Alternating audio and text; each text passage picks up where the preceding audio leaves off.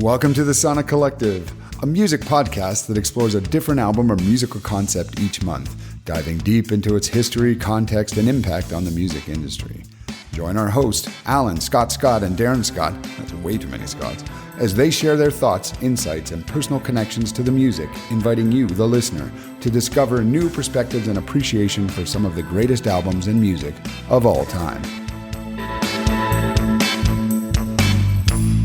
Hello, music lovers, and welcome to our review for our pick for March 2024, and it is John Mayer's Continuum. This is Scott Coates, and I picked this one after considering a lot of albums, and I heard of John Mayer. Actually, I was well aware of him. I remember even like 25 years ago seeing him on a Chappelle Show skit where he goes in and plays guitar music in a black barber shop.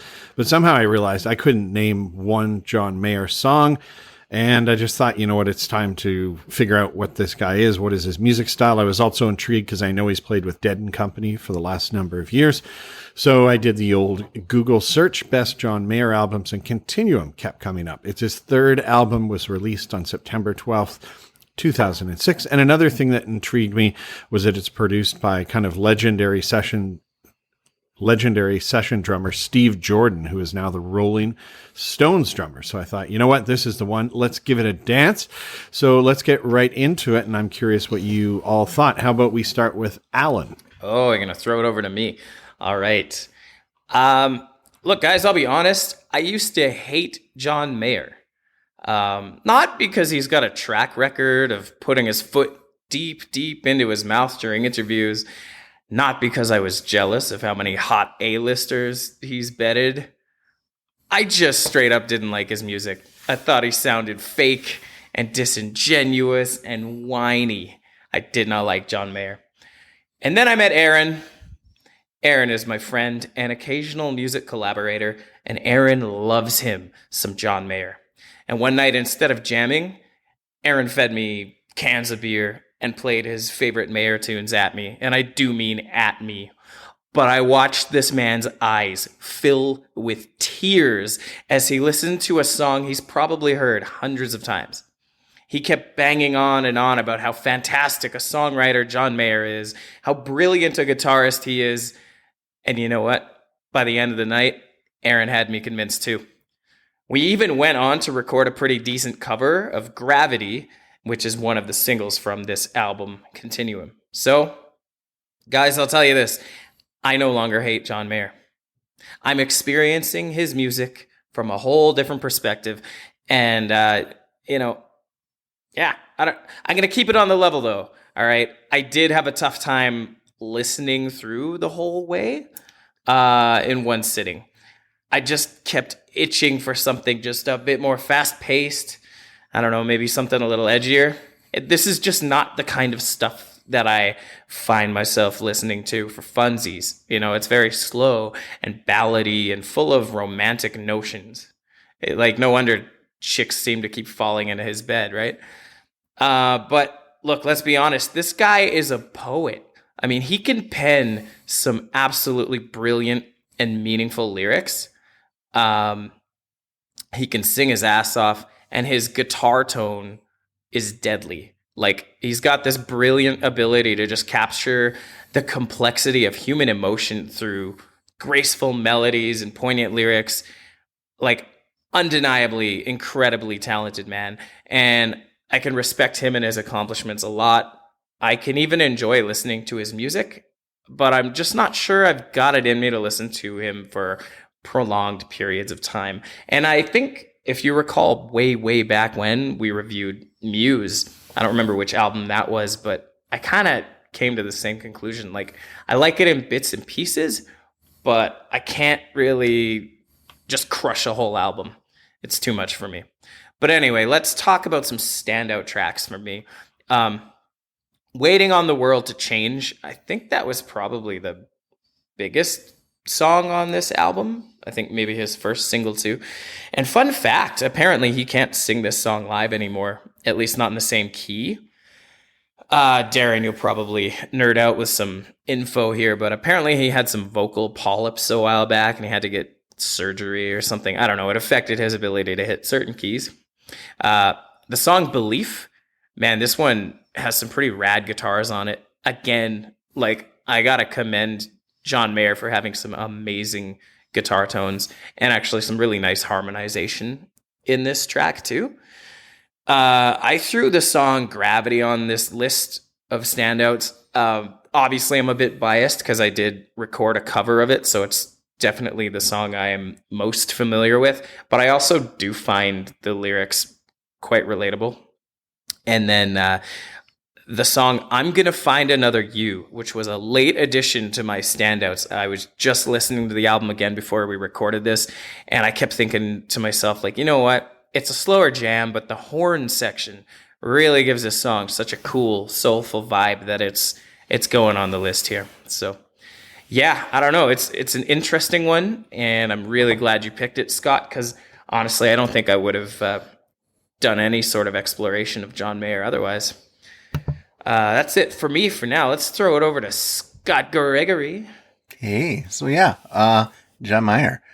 My relationship with him, a lot like Alan, is more with him as a pop culture icon than as a musician. As I grew up, I've obviously heard his singles on the radio and television, but other than that, like Alan, I think I know him more for dating half of my Hollywood crushes more than his music. So, looking back, I don't really know any of my friends that were like intentionally listening to him, had him on, or like really called out his music in any way other than it's like, oh, look, like Your Body is a Wonderland is on the radio again.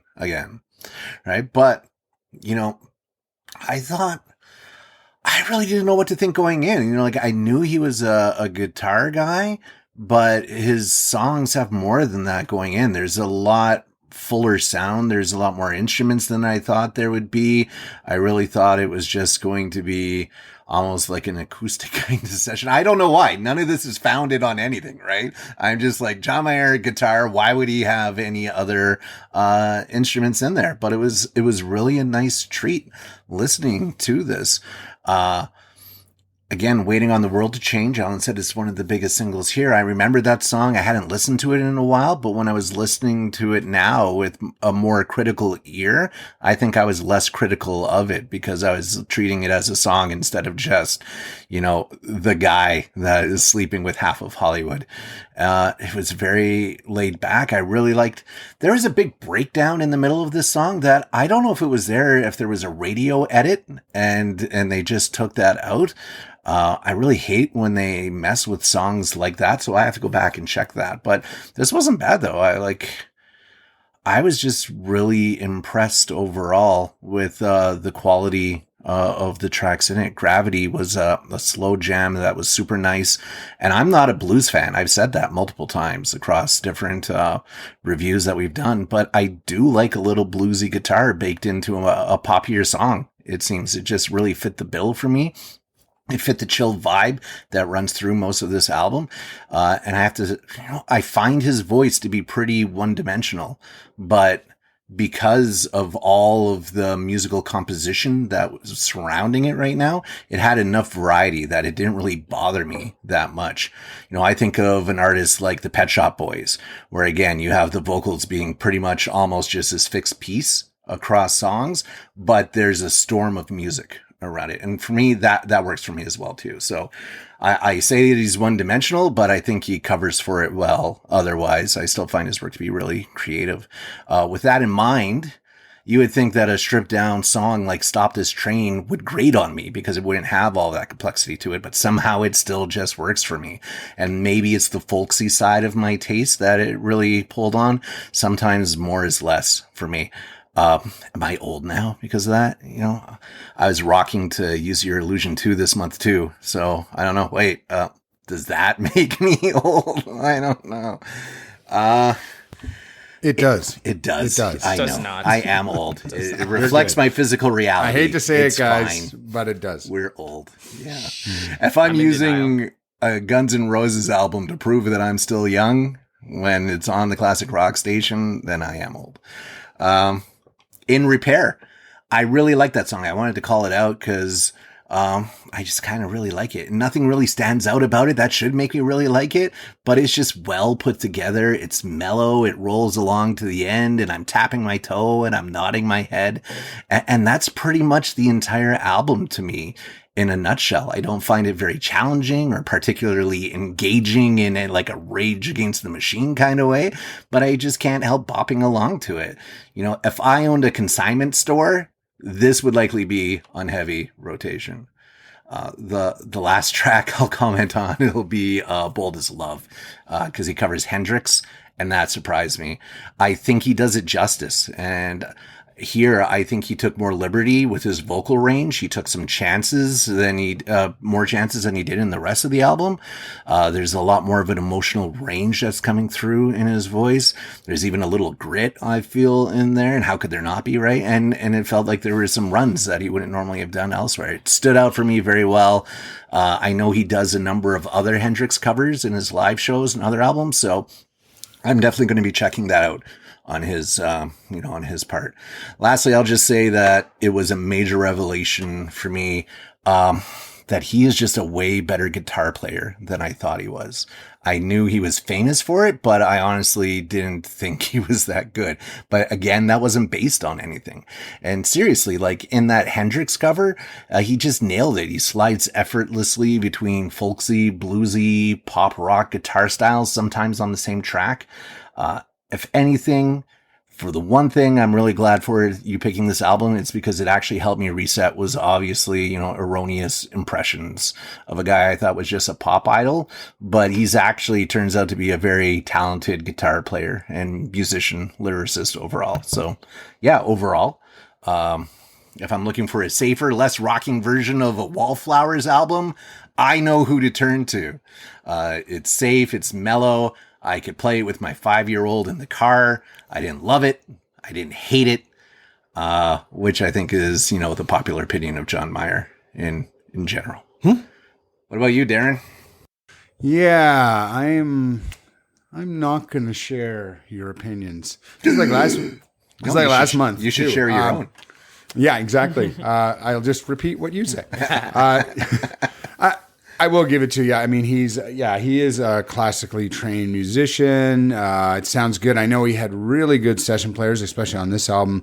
To be honest, I didn't dive much deeper past this album, so I don't know how his other albums sound, but they usually sound great in a very generic kind of way to me. I knew the song. I knew Waiting for the World to Change. I remember Body is a Wonderland, and those are catchy. They're good songs. Very consumable, great. Put it on with the girlfriend. You hear that? It's fantastic. Fine. So I'd kind of heard of them. I'd heard all some of the controversies. Actually, the more I dove into that, the more, I've been reading recently, he's been out of the media. Apparently, he says he's a better person now and has kind of grown up a bit, but I think seemed like a dickbag, really. And I don't know. He referenced the Grand Wizard of the KKK in an interview. He used the N-word flippantly, just saying oh, black people love me and I can walk in anywhere. I got an N pass. Obviously I'm not going to say the word, but it's just I'm like, what are you thinking, dude? It seemed like, he made the most consumable music to just get all the masses and all the attention to feed his ego. And then outside, he was the most controversial figure when really his music was the opposite, to get more feeding into his ego. I don't know. That's kind of why I thought it was disingenuous. Yeah. And when you said that too, pretty much everything you said, but you've changed your mind. Maybe I got to go visit your friend Aaron, because I think your friend Aaron is full of shit. Man. Are we gonna have an argument about separating the artist and the art at this point? Yeah. Well, I didn't know any of that. That aside, stuff. I'm not even. Yeah, I haven't really dove into the music yet, but and that is something too. If you never listened to any artist that did anything wrong, the Beatles are out right away, so we don't worry about that too much. But I think it can feed into different things. But for me, this was just, he's a good musician. It's good music. I'll tell you what I did appreciate, because I'm going to kind of rag on him here a bit, but I guess he was influenced by watching Back to the Future, and the Marty McFly guitar scene, like literally was one of his big pivotal moments. And then somebody also gave him a Stevie Ray Vaughan album, which I think those two things are very cool. And then he found his love for blues through them and Stevie Ray Vaughan and all the great artists. And I think if anything, so this is a podcast we're supposed to be going back to really big albums and what we would say might be influential to others. Whereas I actually don't think this album for this podcast fits that at all. I think it's the exact opposite. I think this would be better suited for a podcast and be like, hey, there's great artists that developed new techniques, new sounds, made, big strides in the industry, pushed the envelope, and they influenced others, and here's the artist they influenced. That's John Mayer. This is just bubblegum fluff to me. It's hockey moms, love this shit. Like, great. I listen to this Scottish podcast now and then. It's called Enjoy an Album with Liam Withnell and Christopher MacArthur. They're two Scottish comedians. They're pretty funny. Their accents are pretty thick, a bit hard to follow at times, but they go through usually like Rolling Stone pick albums. I guess this was picked, I think it was like in the top 500 Rolling Stones album of all time for pop, but it was like way down there. So they were going through these, but he said, he's like, I was cutting, this is great music to cut shallots to. Like, if you want to cut vegetables, just put on this music. It's great vegetable cutting music. Like, it never fucking changes. And when you say, his voice, like, I get his voice is his voice, and I'll give him to him. He has a sound, I guess, but it's just that one fucking sound. It seems to he almost pushes it in the forefront a bit. I think he'd be better if he actually played with that and mixed his songs a bit differently. I'm projecting. I don't know this person, but it seems like an ego play to me here. And you said too, Alan, even though you did switch, that how really you have to take it in doses. I found that too, and I'm like, one song led into the next. And we've talked about this, actually, most of us on this panel tend to be people that like more fast-paced, upper tempo music.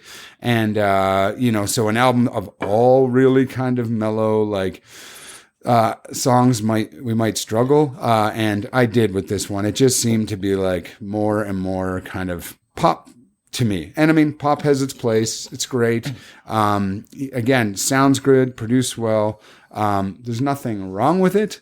I just don't think it's a good product of like, hey, look what somebody that listened to some great blues albums and learned to play guitar can do. But he never pushed any envelopes for me. Okay, what else do I got on him? Really, you mentioned a bit. He did lose his voice. This was a few years after this in 2012. It was like, it's funny. It's kind of weird. Granuloma, a growth on the vocal cord. So he couldn't sing for, I guess, about a year and a half at all. And apparently he tried a comedy stint where he'd go do live comedy. And I guess like he'd get in all these clubs and he thought he was great. And he was like pretty much unanimously bashed as being like a horrible comedian. Everybody thinks they can be a comedian, right? But yeah, I actually even listened to a clip and it didn't make sense. Was not funny. You also mentioned Jimi Hendrix, Bold as Love cover. I thought the opposite of you, man. I thought Jimi Hendrix had so much like different play in there and nuance and such, it's Jimi Hendrix, just really owned it. Whereas I thought it was just like somebody, let's just come in and strip it out and just make it sound like a generic pop song to me. It just sounded like any other song to me. And I mean, hey, it's all personal taste, doesn't matter. But I didn't like that. And even stuff, I know it's personal life again, but like his big thing is like, he collects big Rolexes and he's like, my watches are worth 10 million. It's like, well, that's fucking relatable. Like, like everybody do your own thing, rich boy. But like, you can see, I don't think I like John Mayer. I don't know what it is. There's just a few things, but I mean, even like there's a local artist called Michael Bernard Fitzgerald, has a similar vibe, but like just, it just has more musicality, more range, more difference. I just felt that this was like no originality, just, not influential at all. I just didn't really like this. Scott, hey, your pick. Don't let me influence you. But what did you think? Yeah, I'm not sure if you didn't like the album or you just hate the guy. But it's funny. I didn't know any of the background on him Both. at all. Like, no idea about him as a person. So, but I can get it because you know what? It's funny, that Oscar slap with Will Smith. Like, I liked his movies before, and now I just can't even watch a trailer with Will Smith in it because I just think, what a douchebag. So I can kind of get how someone can taint your opinion of something that much. So I'm not really a lyrics guy, but for some reason, every time I put this on, I actually ended up hearing the lyrics on the first two songs, Waiting for the World to Change and Belief. And I kind of thought, wow, this seems like a really young, idealistic, immature guy. Like, they're kind of a bit cheesy. Like, you're like, oh, we're going to change the world. We can save the world, all this. And I thought, yeah, this doesn't sound like it aged real well. Then you get into the rest of the album, and Gravity, I think, is a nice slow song. It's interesting. You guys mentioned the singles too, because I had no idea what the singles were, but I'm not a real slow song guy. But that one, I mean, I completely imagined, if I was 15 years ago trying to pick up a woman and starting to make out on the couch to that, right? I really liked the higher note sound on The Heart of Life. That one to me stood out as the best track. Nice, rich vocals on this one. Vultures, nice enough too. Stop This Train. It reminded me of a song at the end of a movie where someone's kind of tired. They've solved the puzzle, the challenge, and they're driving home. And I'm kind of with Scott Gregory. Repair, I mean, to me was a nice wind down to the album. But like a lot of you, it's fine. It's not bad. It doesn't put me off. It doesn't annoy me. Like, I kind of like it. I don't dislike it either, but it nothing about it got me jazzed or had me like, oh, I got to put that album on again. And there's no songs that I'm putting on a playlist. I mean, it really screams middle-aged dinner party music. To me, I can see Cutting Shallots to it. I thought it was, I was going to really like the album. I thought he was more rocky, but I guess this is, maybe it's more bluesy than his other ones. I wonder who his audience was. You said hockey moms. You're probably right there. I mean, this is definitely a falling in love or breaking up album. Women must love it. I can, again, 15 years ago, picking up women, having a bottle of red wine at home, can completely imagine that. It's good instrumentation, though. I think the production seems pretty solid throughout it. But like, I didn't love it, but I didn't dislike it. It's just there. It's good, and that's about it. So why don't we go to ratings? We'll go to Alan. Sounds good. Thanks. Just before I jump into ratings, I was just thinking a little bit after what Darren said. And on the subject of him being like a shitty person, especially in the interviews, as a couple of us have mentioned, I think, because I looked into a little bit of these interviews to see what he actually said, I think his intention was to be perceived as clever or witty or edgy or funny or whatever. And obviously it didn't go down that way. And whether or not that sways your opinion of him is between you and your God. But if you're inclined to take into account intent, I mean, his failed comedy career might have been an indication that he thinks he's funnier than he actually is. Anyway, my scores are not stellar. But I'm scoring it completely subjectively. So don't let them suggest that this isn't a great album overall for you, because it might be. I enjoyed it well enough. It sounded exactly like I would have expected a John Mayer album to sound, and that's perfectly okay.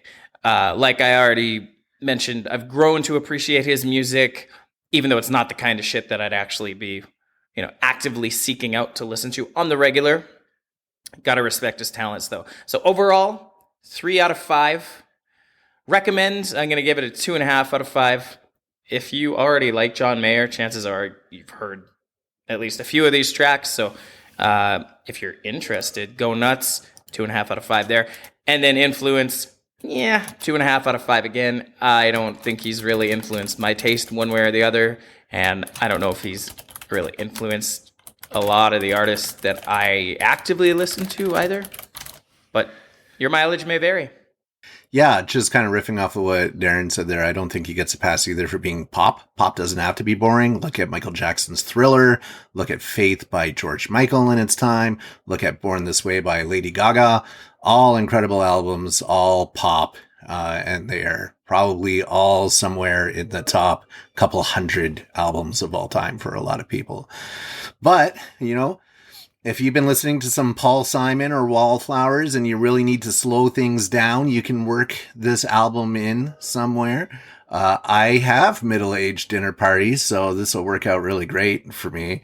But yeah, my scores aren't exactly stellar either. Recommend, I'll say, he's out there. You should listen to this at least once. I'll give it like a 3, because you're probably going to find something on here that you like.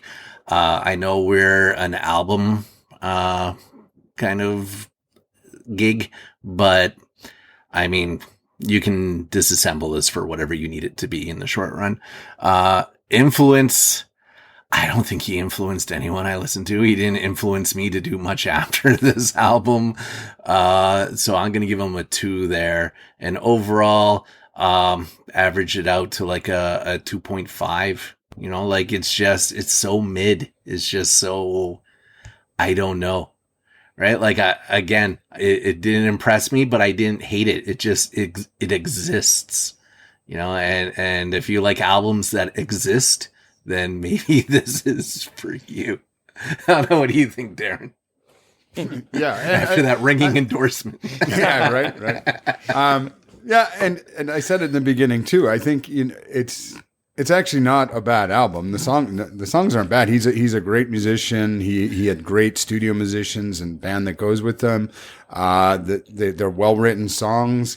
Even the lyrics are okay. Inspirational. It's very clean, right? It's very clean and uplifting. Safe. But it's what was it was that Hangover 2 in Thailand or whatever, when the guy at the end says, like, you're like Joe, you're just like this mushy rice that doesn't do anything. like you're just there, it will keep you alive, but it's just uninteresting and bland. And, that's what it reminded me of. I would say I'll start with recommend. And I think this is like, it's weird because I try to be more fair, but I'm like a 1 on this because I'm like, let the music find you. You're gonna hear it anyway, eventually on pop radio, a lot of it, and it's good when you hear it. I don't think you have to seek it out. I think there's lots of other more interesting Hall & Oates. Go back and listen to old Hall & Oates if you like, Blue Eyed Soul. I think that has more pop funk in it, and it sounds better. But anyway, so I'm a 1 on the influence. Recommend, I'll give it a 2 because it's mid but below for me. And overall, I'm going to give it a 2 because again, it's probably should be a 2.5, but I'm just really not a fan of this guy, so I'm only going a 2. It's just a very mid. It sounds great. It's pleasant. You'll love it in the elevator and when you're on hold. So with that, I'll flip it over to Scott. Try it with weed, man. Maybe it'll help. I tried it. It didn't work. I don't know, man. Can I sneak in just one last time? Because if you're giving alternative recommendations, I would say look up Jeff Buckley. I think he is a much better option in this category. That one fell flat with me. Big time. That was a screaming turd. Which is also an episode. Yeah. Go find your Jeff Go find Buckley the Jeff Buckley. I still listen to Grace. That song. That song slaps, and I thank you for enlightening another me. Controversial recording that we did. That one fell flat. Yeah, Grace is good. Same. That falls in the same category. Although Buckley was just kind of weird. But anyway, Scott. But I think what's really interesting about this album is this seems to be the first one I can remember where everyone just sort of said, "Yeah, this thing is just there. It just is." And I still can't figure out how to describe it. We've had lots of albums where someone loved it, someone else hated it, and all that, but. Yeah, aside from Darren really hating the person, I think we're all just saying like, yeah, this is okay. Nothing's bad about it. It's just a bit like joke, like you mentioned, the rice porridge, which I do eat some mornings on the weekend, but it's just kind of there. It sustains you. So I'll say recommend. Yeah, I'll give it a 2. Like, sounds nice, but I don't hear anything here that I think, again, highly influenced anyone else or you must hear or understand to understand music. Influence 2, like, can't think of too many artists inspired. I'll probably check out one more of his albums to see if he's more rocky.